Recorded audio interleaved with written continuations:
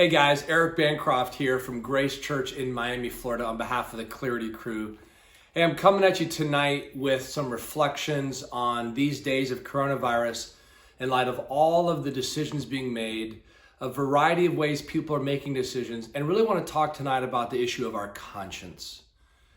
The truth is the conscience is not a new topic, it's not new to these times, but it certainly is seen as an important conversation that we ought to be having and be thinking about from the Bible in light of these days.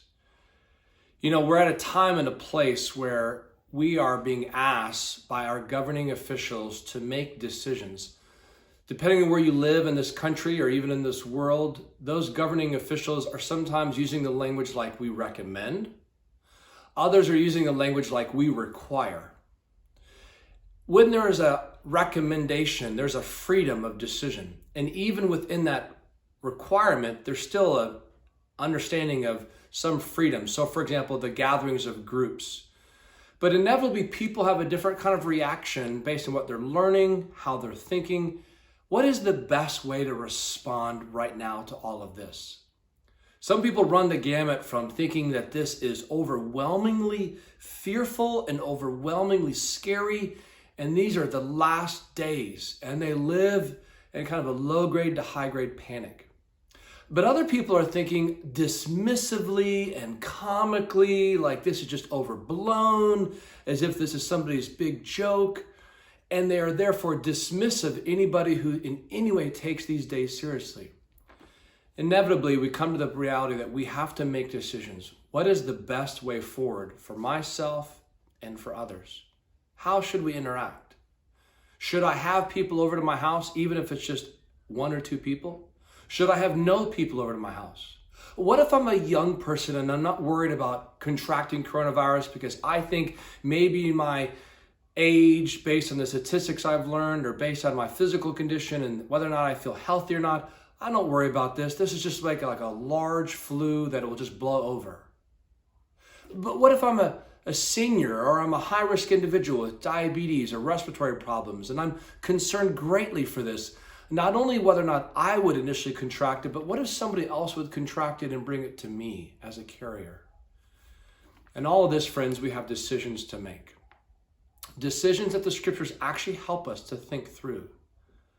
Tonight, I want to draw your attention to Romans chapter 14. In Romans chapter 14, in the context there, you have Christians, new believers who came from different backgrounds coming together and having to make decisions about what they're going to do now that they're in community. What about food sacrificed to idols from previous religious systems that they're associated with or had heard about and do not want any association with? What about days like the Sabbath? If you're Jewish and you grew up in that context, then Saturday is the Sabbath. And yet you're learning now about a Jewish rabbi who was the resurrected Savior, and he happened to rise from the dead on the seventh day, or the first day of the week, now known as Sunday. Should we now practice worship on that day? And so Paul writes to them in this context. And he speaks about how we interact with each other in community. And he says things that are significant here. He talks about passing judgment. And he says, why do you pass judgment on your brother? Or why do you despise your brother? For we will all stand before the judgment seat of Christ. He says in chapter 14, verse 12, so then each of us will give an account for himself to God. Friends, let me just say something to you in the context of Romans 14. Christians inevitably are going to have a variety of opinions on how to best respond individually and collectively as a local church to the coronavirus.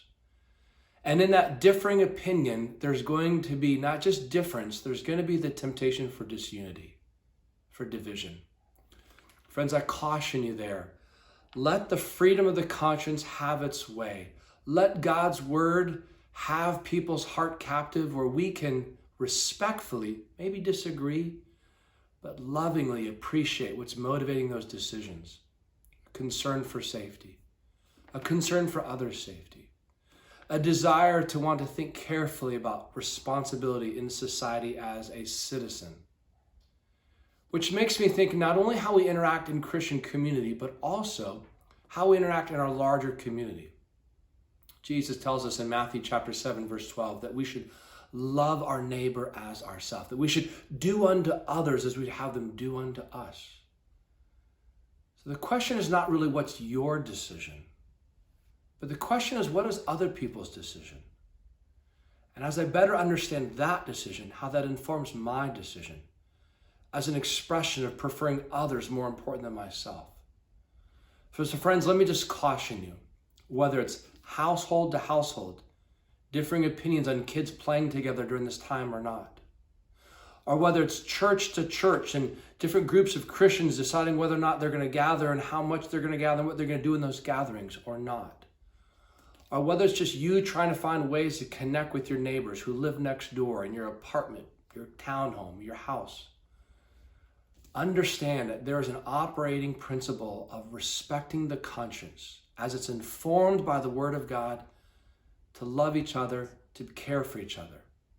So I just want to encourage you in that regards of how to think carefully and lovingly, that the conscience is a gift from the Lord, not to be used to create division, but to be used as an expression of freedom within the boundaries and the markers of Christian liberty. As the Word of God shapes us and informs us and it teaches us, may we be patient with one another. May we be gentle with one another. May we have a context where we can disagree on the details of a decision, but agree on the unity of the faith in Jesus Christ. Agree on the hope found in Him. Agree on the fact that our Lord and God reigns supreme over all, and we'll be with Him for all of eternity. May on that we agree for this day and forevermore. Thank you. Eric Bancroft signing off on behalf of the Clarity Crew. Hope you have a great night.